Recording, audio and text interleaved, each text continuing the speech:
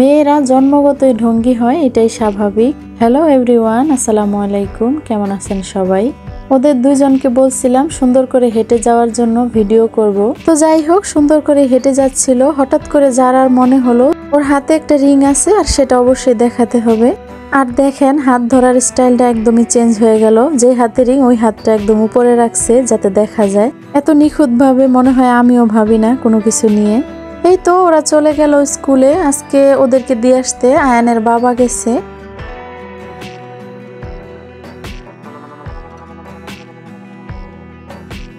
সকালের কাজ যেন শেষই হতে চায় না। সব কাজ শেষ হতে হতে দুপুরে রান্নার টাইম হয়ে যায়।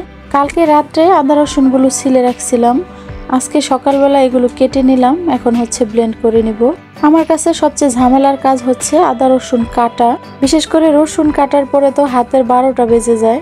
ওই দিন বাজার থেকে হলুদ আর মরিচ নিয়ে আসছিলাম ভাঙানোর জন্য।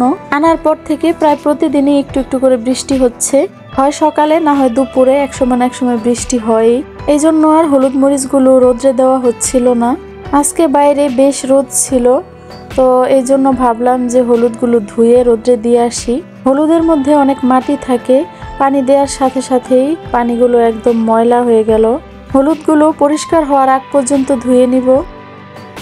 দেখে মনে হচ্ছে না মরিচের চাইতে হলুদ কম, দুইটা কিন্তু এক সমানে, অথচ মরিচ বেশি দেখা যায়। তো যাই হোক, এগুলো সুন্দর করে ধুয়ে পরিষ্কার করে রোদ্রে দিয়ে আসবো।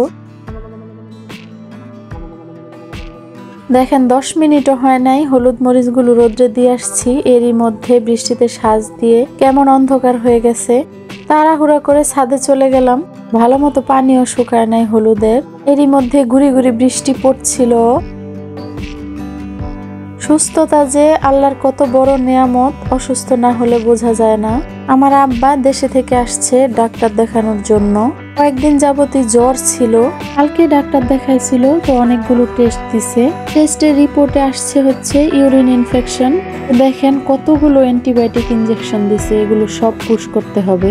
তো সবাই আমার আব্বার জন্য দোয়া করবেন যেন খুব তাড়াতাড়ি সুস্থ হয়ে যায়।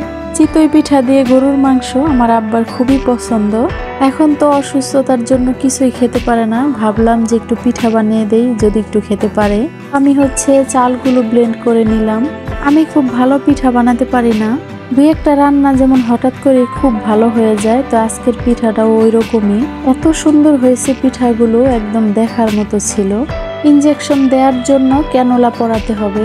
উনি মেডিকেলের নার্স ছিল, তো এখন অনেকদিন যাবত চাকরি ছেড়ে দিয়েছে। অনেকক্ষণ ট্রাই করার পরেও ক্যানোলা পরাইতে পারে নাই। তারপর হচ্ছে আরেকটা নার্স ফোন দিয়ে এনে তারপর ক্যানোলা পরানো হয়েছে। তো আজকের ব্লগটি এখানে শেষ করছি। সবাই ভালো থাকবেন, আল্লাহ হাফেজ।